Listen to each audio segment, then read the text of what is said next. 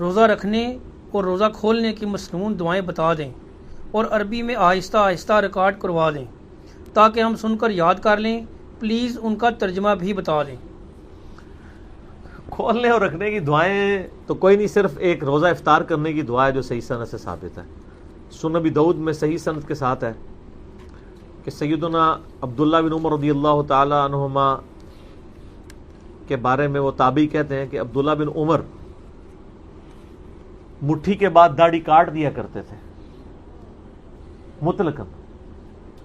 ایک تو بخاری میں آتا ہے نا کہ حج اور عمرے پہ کاٹتے تھے، اس کے علاوہ بھی. اور حج و عمرے پہ جو کاٹتے تھے نا وہ انہوں نے حج سے 2 مہینے پہلے بڑھائی ہوئی ہوتی تھی. وہ یہ اجتہاد کرتے تھے جیسے میں نے سر کو حلق کروانا نا، میں داڑھی کے بال بھی کاٹ کے اپنی حاضری لگواؤں اللہ کی بارگاہ میں. تو ابو داؤد کی حدیث کے الفاظ ہیں کہ عبداللہ بن عمر مٹھی کے بعد داڑھی کاٹ دیا کرتے تھے. اور دوسرا وہ افطار کے وقت دعا پڑھا کرتے تھے، ذهب الظمأ وابتلت العروق وثبت الاجر انشاءاللہ. ذهب الظمأ، پیاس چلی گئی. یہ ظما میں زوئیں ہیں جسے اردو میں کہتے ہیں ضا عربی میں. ذهب الظمأ وابتلت العروق، اور رگیں تر ہو گئیں. ذهب الظمأ وابتلت العروق وثبت الاجر انشاءاللہ، اور اللہ کے حضور ہمارا اجر پکا ہو گیا. اور ظاہر ہے کہ یہ روزہ کھولنے کے بعد کی دعا ہے، پہلے کی نہیں ہے. یعنی جب آپ پانی پی لیں، رگ تر کر لیں، یہ ایک دعا ثابت ہے افطار کے وقت. بلکہ سنن ابن ماجہ میں حدیث ہے کہ روزہ دار کی دعا قبول ہوتی ہے خصوصاً افطار کے وقت. افطار کے وقت آپ تمام مسنون دعائیں کریں. صبح شام کے جو اذکار میں شام کے اذکار ہیں وہ بھی کریں، اور دعائیں کریں. صبح شام کے اذکار جو بلو کارڈ پہ ہیں، گرین کارڈ والی دعائیں کریں، قرآنی دعائیں کریں، جتنی مرضی دعائیں مانگیں. اور یہ والی دعا افطار کے بعد ہے. باقی یہ جو پبلک میں ایک مشہور دعا ہے نا، اللہم انی لک صمت وبک آمنت وعلیک توکلت وعلی رزقک افطرت، پہلے تو یہ دعا ہی انہوں نے نا ضرب تقسیمیں لگا کے لمبی کی ہوئی ہے. یہ دعا صرف اتنی ہے، اللہم لک صمت وعلی رزقک افطرت، بس. صحیح. لیکن یہ آپ کو پتہ نا ان کی تسلی نہیں ہوتی، وقنا عذاب القبر وقنا عذاب الحج، یہ خود لگایا ہوا ہے انہوں نے. ان کو کہیں یہ جو دعا حنفی بتا رہے ہیں یہ دعا خود کدھر لکھی ہوئی ہے، تو یہ دعا بھی نہیں حدیث کی کتاب سے دکھا سکتے. یہ بھی ابو داؤد میں، لیکن اس کے ساتھ امام داؤد نے لکھا ہے کہ یہ مرسل روایت ہے. یہ تابعی نبی علیہ السلام سے بیان کر رہا ہے، اس کی حدیث کی سند مکمل نہیں، یہ یعنی ضعیف ہے. ضعیف میں بھی لوس درجے کے اوپر ہے. صحیح. لیکن وہ بھی دعا غلط ہے. وہ جو حدیث میں الفاظ ہیں وہ یہ نہیں ہے، وہ یہ ہے اللہم لک صمت وعلی رزقک افطرت. انہوں نے کیا بنایا، اللہم انی لک صمت وبک آمنت وعلیک توکلت وعلی رزقک افطرت. کتنی چیزیں جوڑی ہیں انہوں نے. تو جوڑتے جاتے ہیں. روزہ رکھنے کی تو کوئی دعا نہیں ہے، روزہ رکھنے کی نیت ہے صرف. اور نیت دل کے ارادے کا نام ہوتا ہے، زبان سے نہیں. وہ بھی انہوں نے بنائی ہوئی ہے، وَبِصَوْمِ غَدٍ نَوَيْتُ مِنْ شَهْرِ رمضان، میں کل کے رمضان کے روزے کی نیت کرتا ہوں، آج کی تو نہیں کرتا. وہ ایک دن پہلے ہی کر وہ لفظ بھی بنا رہے تھے، کوئی صحیح بنا دے یار. پھر کہتے ہیں بزرگاں نے چنگے لانا ہے، بزرگاں نو آج کل کا ہی فرق نہیں سی پتا. ٹھیک ہے نا، تو ہونا چاہیے کہ میں آج کے روزے کی نیت کرتا ہوں. ہاں ایک دن پہلے، لیکن وہ ہے ہی غلط ہے. نیت تو دل کا ارادہ ہے. دیکھیں یہ تو حدیث ٹھیک ہے، بخاری میں بھی ہے، مسلم میں، بخاری کی پہلی حدیث ہے، انما الاعمال بالنیات، اعمال کا دار و مدار نیتوں پہ ہے. نیت تو ہر کام کی آپ نے کرنی ہے، لیکن وہ دل کا ارادہ ہے. آپ کبھی وضو کے لیے کرتے ہیں نیت؟ نیت کرتا ہوں اس وضو کی خاص واسطے نماز عشاء کے، سامنے اس ٹوٹی کے، ہیں تو نہیں کرتے ہی نیت. ہم کیا نیت کرتے ہیں؟ صرف وضو سے پہلے دعا پڑھتے ہیں، بسم اللہ یا بسم اللہ الرحمن الرحیم، دیٹس آل. باقی اور یہ ساری نیتیں بھی جو ہے نا یہ دعائیں ہوتی ہیں. نیت کہیں بھی نہیں آتی ہے، نہ نماز کی کوئی نیت ہے، نہ کوئی روزے کی نیت ہے. اور حج کے لیے ہے وہ بھی نیت نہیں، اس کو دعا ہی کہنا چاہیے. تو باقی تو جتنی بھی صبح شام کے اذکار ہیں وہ سب کی سب دعائیں ہیں. تو آپ یہ دعا مانگیں، ذهب الظمأ وابتلت العروق وثبت الاجر انشاءاللہ. اگر عربی میں نہیں آتی کوئی مسئلہ نہیں، آپ اردو میں مانگ لیں کہ پیاس چلی گئی رگیں تر ہو گئیں اور اللہ کے حضور ہمارا اجر پکا ہو گیا انشاءاللہ تعالی۔ اور اس کے علاوہ آپ مغفرت کی دعا کریں۔ ابن ماجہ میں عبداللہ بن عمر بن عاص کے بارے میں آتا ہے کہ وہ کہتے تھے کہ یہ چونکہ قبولیت کا وقت ہے تو وہ اپنے لیے مغفرت کی دعا کیا کرتے تھے۔ اللہم ربنا آتنا فی الدنیا حسنہ وفی الآخرۃ حسنہ وقنا عذاب النار، یہ دعا مانگے۔ اللہم اجرنا من النار، یہ مانگے، ٹھیک ہے۔ رب اجعلنی والی دعا مانگے، اور جتنی دعائیں آپ کو یاد ہیں افطار کے آخری یعنی افطار سے جسٹ 5 منٹ پہلے دعائیں مانگنا شروع کرتے ہیں، اور وہ قبولیت کا وقت ہے، آپ دعا مانگتے جائیں۔ باقی جو روزہ کھولنے کے بعد کی دعا ہے نا، بس وہی ثابت ہے، نہ روزہ رکھنے کی کوئی دعا ہے، ہاں سحری سے پہلے بسم اللہ پڑھ لیں اور افطار کے وقت بھی بسم اللہ پڑھ لیں، وہ تو ہے جنرل، اور کوئی دعا نہیں ہے، وہ جنرل دعا ہی ہے، ٹھیک ہے۔ یہ اکثر رمضان سے پہلے بھی وہ یہ میسج چل رہا ہوتا ہے کہ جس نے رمضان کے چاند دیکھنے کی خوشخبری، تو یہ وہ سب جعلی جھوٹی روایتیں ہیں، اور اس طرح کی روایتیں بالکل آگے بیان نہ کیا کریں، ان کی کوئی اصلیت نہیں ہے، اللہ سے ڈر جائیں۔ مسئلہ نمبر 36 ہے میرا، ضعیف الاسناد اور من گھڑت احادیث کے فتنے کا تحقیقی جائزہ۔ ابی داؤد میں ہے صحیح سند کے ساتھ، مشکات میں 1979، سیدنا ابن عمر رضی اللہ تعالیٰ عنہ کہتے ہیں کہ لوگ چاند دیکھنے کے لیے جمع ہوئے تو میں نے آ کر آپ صلی اللہ علیہ وآلہ وسلم کو خبر دی کہ میں نے رمضان مبارک کا چاند دیکھ لیا ہے، تو آپ صلی اللہ علیہ وآلہ وسلم نے مجھ اکیلے کی گواہی پر خود بھی روزہ رکھا اور باقی لوگوں کو بھی روزہ رکھنے کا حکم ارشاد فرمایا۔ یعنی چاند دیکھنے کے لیے کسی ایک سچے مسلمان کی گواہی کافی ہے، بشرطے کہ وہ سچا ہو، جھوٹ نہ بول رہا ہو، کوئی پالیٹکس نہ کر رہا ہو چاند نکالنے کے لیے، جس طرح عموماً ہمارے علاقوں میں ہوتا ہے، سچا انسان ہو۔ دوسری حدیث بھی بخاری اور مسلم کی متفق علیہ حدیث ہے، مشکات میں 1956 ہے۔ آپ صلی اللہ علیہ وآلہ وسلم نے فرمایا جب رمضان مبارک کا مہینہ آتا ہے تو آسمان کے دروازے کھول دیے جاتے ہیں، دوسرے طریق میں آیا ہے جنت کے دروازے کھول دیے جاتے ہیں، تیسرے طریق میں آیا ہے رحمت کے دروازے کھول دیے جاتے ہیں۔ یہ سارے الفاظ بخاری اور مسلم میں ہیں، اور پھر ساتھ یہ الفاظ ہے کہ جہنم کے دروازے، آگ کے دروازے بند کر دیے جاتے ہیں اور شیاطین جکڑ دیے جاتے ہیں۔ اچھا، یہ آیا کہ شیاطین جو ہے وہ قید کر، اکثر لوگ سوال کر رہے ہوتے ہیں جی اگر شیاطین قید کر دیے جاتے ہیں، پھر بھی چند لوگ ہیں جو نماز نہیں پڑھ رہے، چند نہیں اکثر لوگ نہیں پڑھ رہے ہوتے پھر بھی، تو میرے بھائی 11 مہینے تک جب شیطان نے پیڈل مارا ہے آپ کی سائیکل کو، اس کے بعد 1 مہینے نہ بھی مارے وہ، پھر بھی تھوڑی دور تک تو یہ معاملات چلیں گے نا۔ پھر سب سے بڑی چیز نفس ہے انسان کا، وہ ساتھ لگا ہوا ہے۔ یہ سرکش شیاطین، بڑے بڑے شیاطین جو ہے وہ کر دیے جاتے ہیں، باقی جو انسان کے ساتھ شیاطین چھوٹے موٹے لگے ہیں وہ تو چلتے رہیں گے، اللہ تعالیٰ کی طرف سے خاص مدد آ جاتی ہے۔ باقی جڑے تھے پیڑے وہ کعبے بھی پیڑے، اگر کسی نے اپنی اصلاح خود نہیں کرنی ہے تو اس کی رمضان میں کوئی اصلاح نہیں ہونی ہے، اللہ تعالیٰ کی طرف سے ایک مدد مل جاتی ہے۔ اصل جو مسئلہ ہے وہ نفس کا ہے کہ انسان خود فیصلہ کرے کہ میں نے اللہ کے لیے کچھ کرنا ہے، تب فائدہ ہوگا۔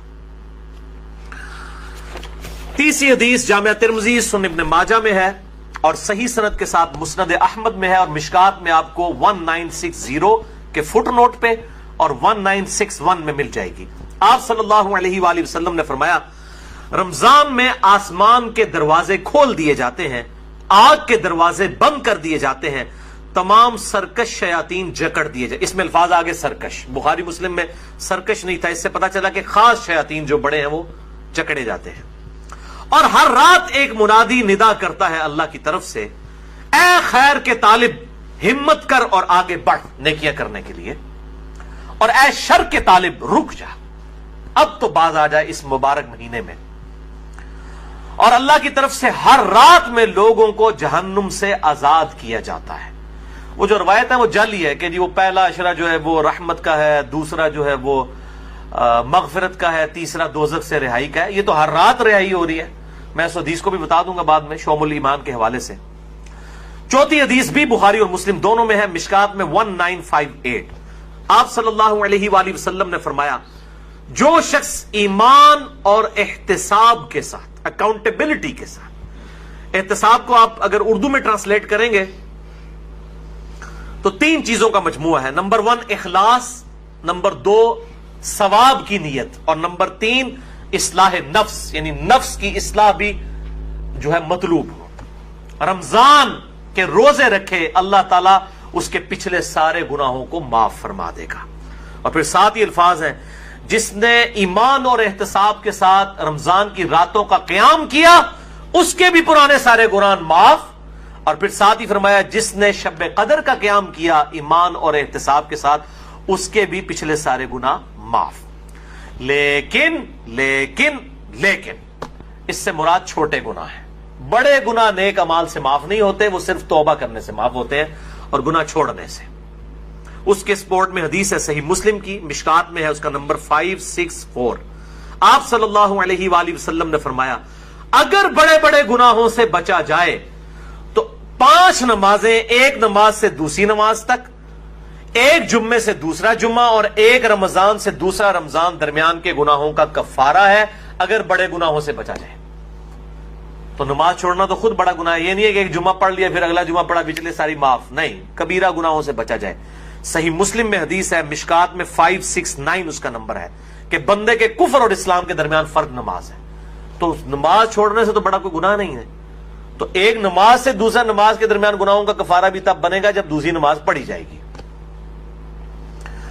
5ویں حدیث بھی بخاری اور مسلم کی متفقن علیہ حدیث ہے, مشکات میں 1959. آپ صلی اللہ علیہ وسلم نے فرمایا رمضان مبارک میں ہر نیک عمل 10 سے 700 گنا تک بڑھا دیا جاتا ہے.